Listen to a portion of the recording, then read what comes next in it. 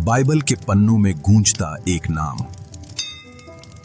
एक ऐसा साम्राज्य जिसकी चकाचौंध ने सूरज को भी फीका कर दिया। बेबीलोन और उसका अजेय सम्राट नाबुकदनेस्सर। क्या ये महान बेबीलोन नहीं है जिसे मैंने अपने बल और पराक्रम से बनाया है?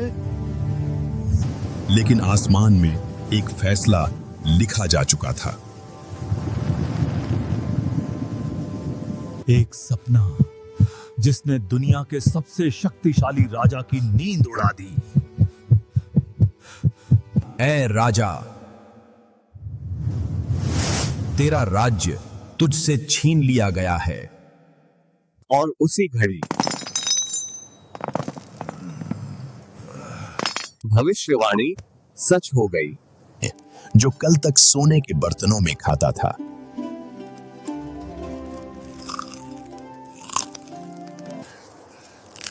आज वो जानवरों की तरह घास खाने पर मजबूर हो गया। उसका शरीर ओस से भीगता रहा। उसके बाल उकाब के पंखों की तरह बढ़ गए और उसके नाखून जानवरों के पंजों की तरह।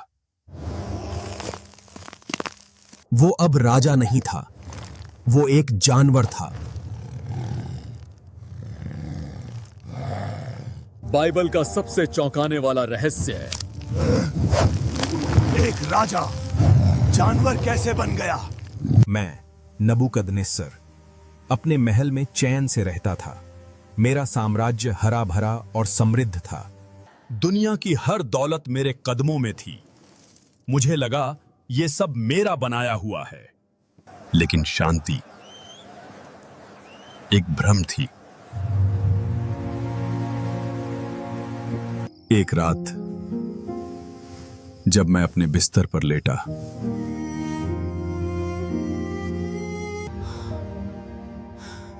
तो मैंने एक ऐसा सपना देखा जिसने मुझे अंदर तक हिला दिया।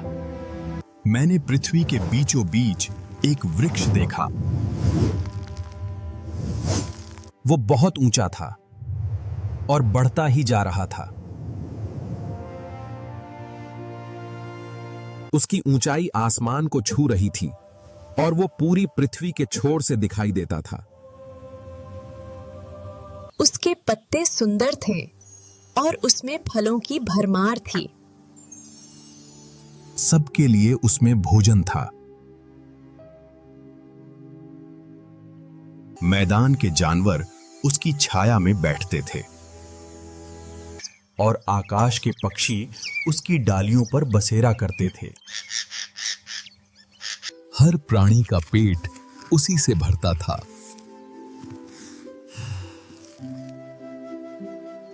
यह दृश्य अद्भुत था।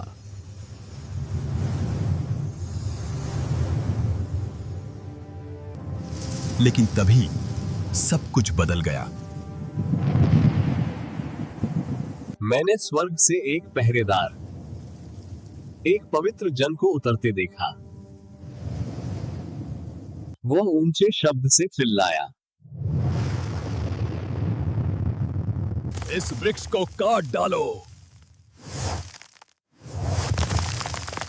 इसकी डालियों को छांट दो। इसके पत्ते झाड़ दो और फलों को बिखेर दो। जानवर इसके नीचे से भाग जाएं और पक्षी इसकी डालियों से उड़ जाएं। परंतु इसकी जड़ और तने का ठूंठ मिट्टी में रहने दो। इसे लोहे और पीतल के बंधनों से बांध दो। इसे आकाश की ओस से भीगने दो और यह जानवरों के साथ घास खाए। उसका मन इंसानों जैसा न रहे, बल्कि पशु का सा हो जाए और उस पर 7 काल बीत जाएं।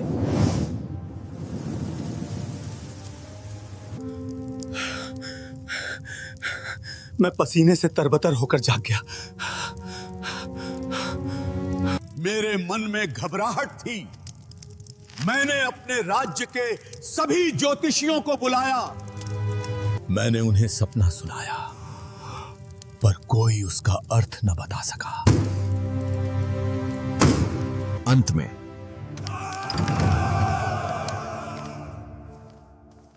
मेरे सामने दानियल आया, जिसका नाम मेरे देवता के नाम पर बेलतशस्सर रखा गया था। मैं जानता था कि उसमें पवित्र देवताओं की आत्मा है। मैंने कहा, हे प्रधान, मुझे मेरे सपने का मतलब बता। दानियल ने सपना सुना और वो सन्न रह गया। दानियल, मेरा बेलतशस्सर लगभग 1 घंटे तक सन्न खड़ा रहा। उसके विचार उसे परेशान कर रहे थे। मैं उसकी आंखों में अपना विनाश देख सकता था। मैंने कहा, बेलतशस्सर, सपने या उसके अर्थ से मत घबरा। हे मेरे स्वामी, ये सपना आपके बैरियों के लिए हो। और फिर उसने बोलना शुरू किया। वो वृक्ष जिसे आपने देखा, जो बड़ा होकर आकाश तक पहुंच गया था। हे राजा, वो आप ही हैं। मेरे अहंकार को यह सुनकर तसल्ली हुई, लेकिन यह सिर्फ शुरुआत थी। दानियल ने कहा, वो पहरेदार जो स्वर्ग से उतरा और जिसने वृक्ष काटने का आदेश दिया, वो परम प्रधान परमेश्वर का फैसला है जो मेरे स्वामी राजा पर आने वाला है। आपको इंसानों के बीच से खदेड़ दिया जाएगा। आपका निवास जंगली जानवरों के साथ होगा। आपको बैलों की तरह घास खिलाई जाएगी।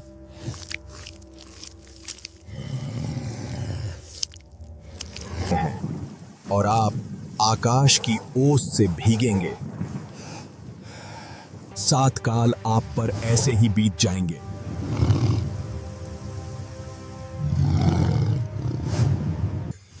जब तक आप यह न जान लें कि इंसानों के राज्य में परम प्रधान ही प्रभुता करता है। उसने मुझसे विनती की, हे राजा, मेरे परामर्श को स्वीकार करें, अपने पापों को त्याग दें, शायद आपकी शांति बनी रहे।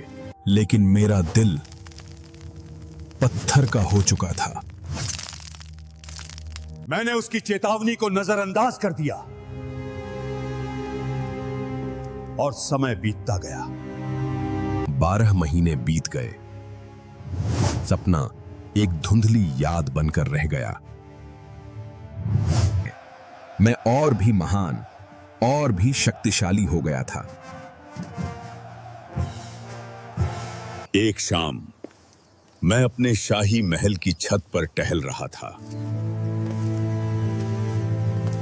मेरे नीचे मेरा शहर सोने की तरह चमक रहा था।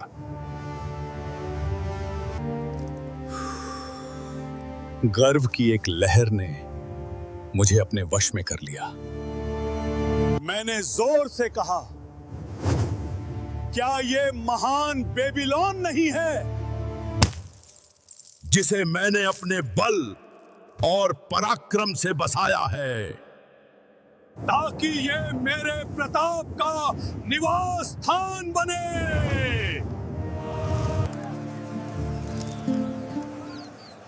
ये शब्द अभी मेरे मुंह में ही थे।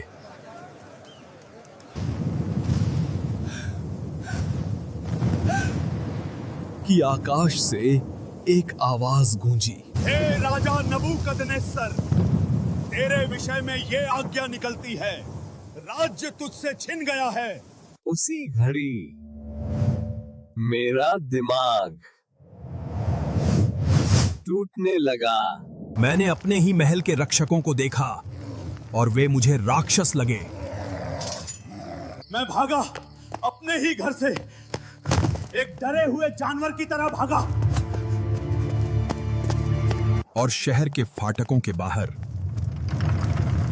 अंधेरे ने मुझे निगल लिया।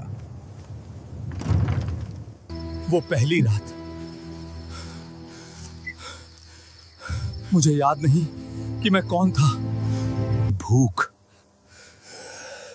बस यही एक भाषा थी जो मैं समझता था। शाही पकवानों का स्वाद मेरी जीभ से मिट गया और मैंने बैलों की तरह घास खाना शुरू कर दिया। मेरे कपड़े तार तार हो गए और शर्म खत्म हो गई। इंसानों की दुनिया अब मेरे लिए एक सपना थी। मेरा शरीर बदलने लगा। मेरे बाल उकाब के पंखों जैसे हो गए और मेरे नाखून शिकारियों के पंजों जैसे। मैं अब राजा नहीं था, मैं एक चीज बन गया था। सर्दी, गर्मी, बारिश, आकाश ने मुझ पर कोई रहम नहीं किया। आकाश की ओस ने मुझे हर रात भिगोया। जंगली जानवर भी मुझसे डरने लगे थे।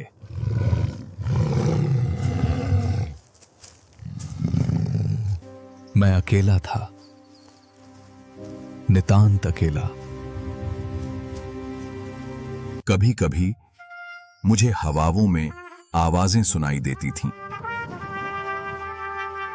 लेकिन वे आवाजें गायब हो जाती और सिर्फ सन्नाटा रह जाता।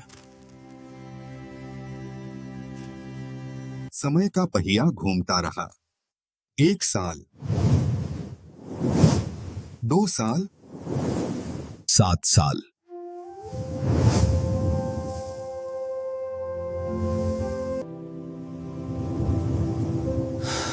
सजा पूरी होने को थी।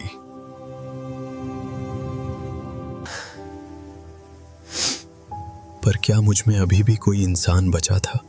7 काल बीतने के बाद मैंने अपनी आंखें उठाईं।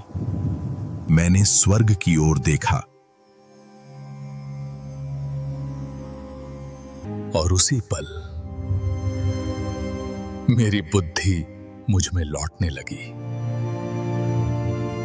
मुझे याद आया,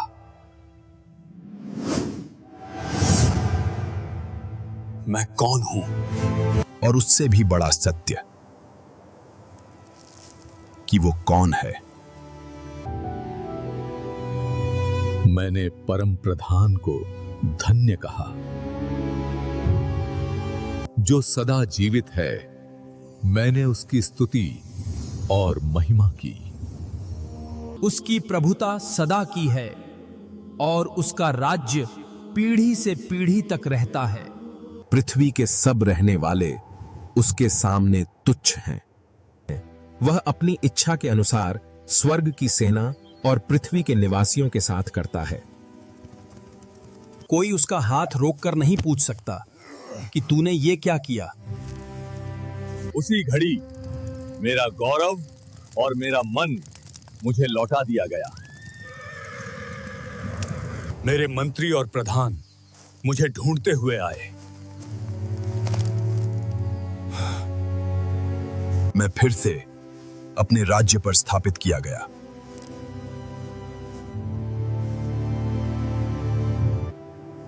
लेकिन इस बार एक अलग राजा वापस लौट रहा था। जब मैं बेबीलोन लौटा तो लोग मुझे देखकर दंग रह गए। मेरे शरीर की गंदगी धो दी गई, लेकिन मेरी आत्मा की गंदगी पहले ही धुल चुकी थी। मुकुट मेरे सिर पर वापस रखा गया।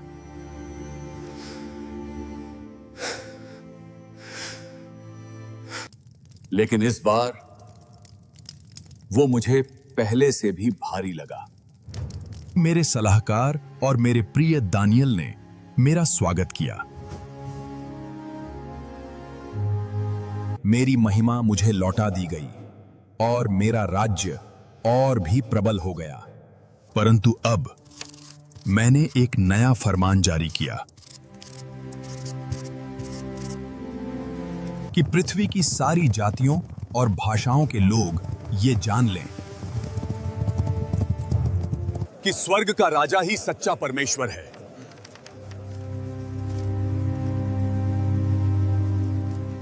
उसके काम सच्चे हैं और उसके सब मार्ग न्याय के हैं। और जो घमंड से चलते हैं, Is this not Babylon? वो उन्हें नीचा करने में समर्थ है। मेरा राज्य सदा के लिए नहीं था, लेकिन उसका राज्य सदा के लिए है। मैंने सीखा कि सत्ता अपनी मुट्ठी भींचने में नहीं, बल्कि स्वर्ग के सामने सिर झुकाने में है। मैं नबूकदनेस्सर अब एक गवाह हूं।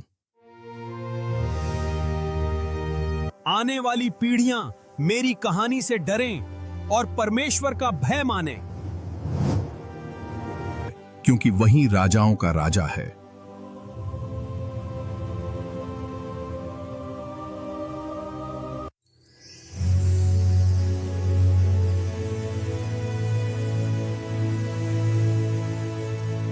नबूकदनेस्सर बाइबल का एक ऐसा राजा जिसे परमेश्वर ने पनिशमेंट दिया और उसे जो स्वप्न मिला आज वही चीज होते हुए नजर आ रहा है। बाइबल में परमेश्वर ने नबूकदनेस्सर को एक स्वप्न दिखाया जिसमें काफी चरण थे, सोने का, पीतल का, फिर लोहे का, फिर लोहा और काफी सारी धातुएं मिलकर उसके पैर बनते थे।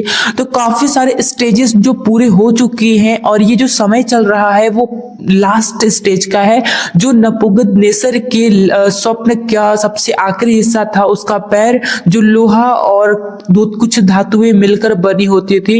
और आज हम देखते हैं कि मिली जुली सरकार का ये सिस्टम चल रहा है और वन वर्ल्ड ऑर्डर भी बहुत जल्द पास होने वाला है, जो लोगों के द्वारा, सरकारों के द्वारा ये गठित किया जा रहा है। इसमें केवल भारत के ही नहीं बल्कि पूरे विश्व के जितने भी अधिपति हैं वो सब मिलकर अपना सारा का सारा अधिकार किसी एक व्यक्ति को देंगे, वही होगा वन वर्ल्ड ऑर्डर। और हम यह भी जानते हैं कि नबूकदनेस्सर को उस स्वप्न में जो सबसे पहले ही चेतावनी मिली कि वह जानवर बन जाएगा अगर वो नहीं सुधरा तो, और वो जो पॉइंट है वो कंप्लीट भी हो चुका है। वो जानवर भी बना, जानवर से दोबारा इंसान भी बन गया और वो पूरा हो चुका है। और ये हमारे लिए बहुत ही सोचने वाली बात है कि अगर वो दृष्टांत पूरा हो सकता है, वो स्टोरी का उस स्वप्न का एक हिस्सा पूरा हो सकता है, तो ये जो दूसरा हिस्सा है अभी चल रहा है, काफी हिस्से अभी जो पूरे हो चुके हैं और ये लास्ट हिस्सा जो चल रहा है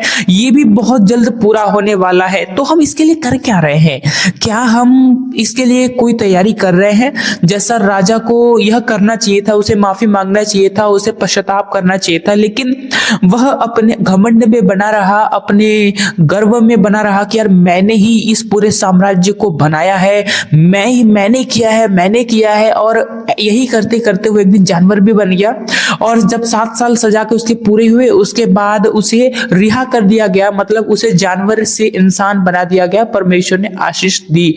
तो ये चीज हमें दिखाता है कि आज के टाइम पे हमें भी परमेश्वर जो भी चेतावनियां दे रहा है, अगर हम उसे समय से पहले तक पूरे सटीकता के साथ पश्चाताप करके एक्सेप्ट नहीं करेंगे तो हमारा भी हाल वैसा ही होगा जैसे उसका हुआ। वह भी अपने पाप से मन नहीं फिरा रहा था, अपने घमंड से मन नहीं फिरा रहा था और उसका फल उसे मिला। और आज के टाइम पे हम घमंडी हो सकते हैं, हम पापी हो सकते हैं, हम व्यभिचारी हो सकते हैं, हम कोई भी हो सकते हैं, हम चोर हो सकते हैं, कुछ भी हो सकता है। तो अगर उस चीज से अगर हम आजाद नहीं होते हैं तो कहीं ना कहीं हमें भी परमेश्वर पनिश करेगा। अगर आप चाहते हैं कि हमें परमेश्वर पनिश ना करे, आपको पनिश ना करे, मुझे पनिश ना करे, तो हम सभी को अपने लिए यह जांचना होगा कि ऐसी क्या चीज है जो हम परमेश्वर के विरोध में कर रहे हैं।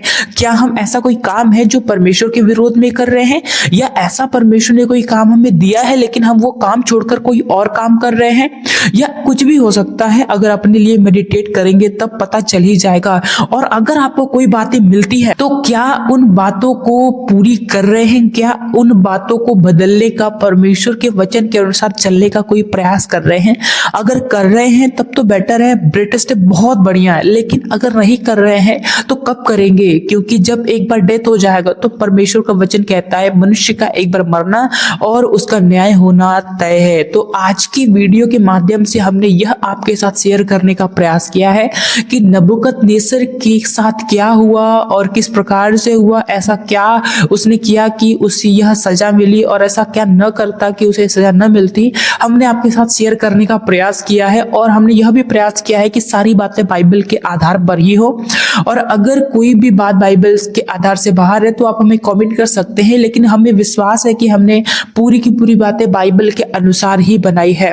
हम आपसे एक नोटिस देना चाहते हैं आपको कि आप चाहें तो हमारे चैनल पे जाकर और भी वीडियोस देख सकते हैं। अगर आप जानना चाहते हैं कि नेफिलिम कैसे थे, कैसे उत्पन्न हुए, उनका फ्यूचर, उनका पास्ट क्या था, वो कैसे हुए, कैसे नष्ट हुए, तो आप वो वीडियो देख सकते हैं जो हमारे चैनल पर अपलोड किया गया है। और अगर आप गोलियत के बारे में जानना चाहते हैं कि यार परमेश्वर ने तो नूह के बाढ़ के समय सभी दानवों को नष्ट कर दिया था, लेकिन ये गोलियत कैसे बच गया और उसके भाई कैसे बच गया और वो कैसे जन्मे, ये काफी लोगों के मन में है।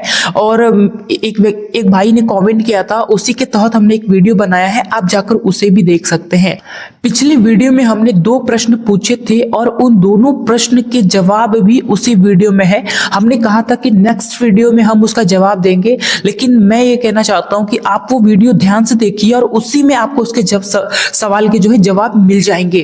और भी काफी वीडियोस हमने अपने चैनल पर अपलोड किया है, वन डे इन हेल, और काफी करके हमने नूह के जल प्रलय को, फिरौन के बारे में, और ऐसे काफी स्टोरीज को हमने पब्लिश किया अपने चैनल पर। तो जाइए और उसको देखिए और उसे सीखने का प्रयास करिए। अगर आप कुछ सीखते हैं तो कमेंट कर सकते हैं, ये आपकी इच्छा है। और अगर आप कमेंट करते हैं और आपको कुछ सीखने को मिलता है, कुछ क्लियर होता है, तो कमेंट करेंगे तो और भी लोग उसको स्टडी करेंगे, उसको पढ़ेंगे, रीड करेंगे, तो उन्हें भी बहुत कुछ सीखने को मिल जाएगा। ऐसे एक दूसरे की मदद करते हुए तो हम अपनी बातों को शेयर कर सकते हैं। हमारी आशा है कि स्पेसिफिकली आज की वीडियो से आपने कुछ न कुछ सीखा है। अगर आपने कुछ सीखा है तो कमेंट कर सकते हैं। आज की वीडियो यहीं तक। हम आने वाली वीडियोस में और भी बाइबल के रहस्यों को उजागर करेंगे, आप तक लेकर आएंगे काफी बातों को, और आने वाली वीडियोस और भी इंटरेस्टिंग होने वाली है। तो आप चाहें तो हमारे चैनल को सब्सक्राइब करके बेल आइकन को प्रेस कर सकते हैं, और उसके साथ साथ इस वीडियो को लाइक करके आप अपने दोस्तों के साथ, अपने चाहने वालों के साथ शेयर कर सकते हैं, जिससे वह भी इस वीडियो को देखें और इस बात को समझे। तो आज की वीडियो यहीं तक, मिलते हैं नेक्स्ट वीडियो में। आप सभी को जय मसीह की। Praise the Lord.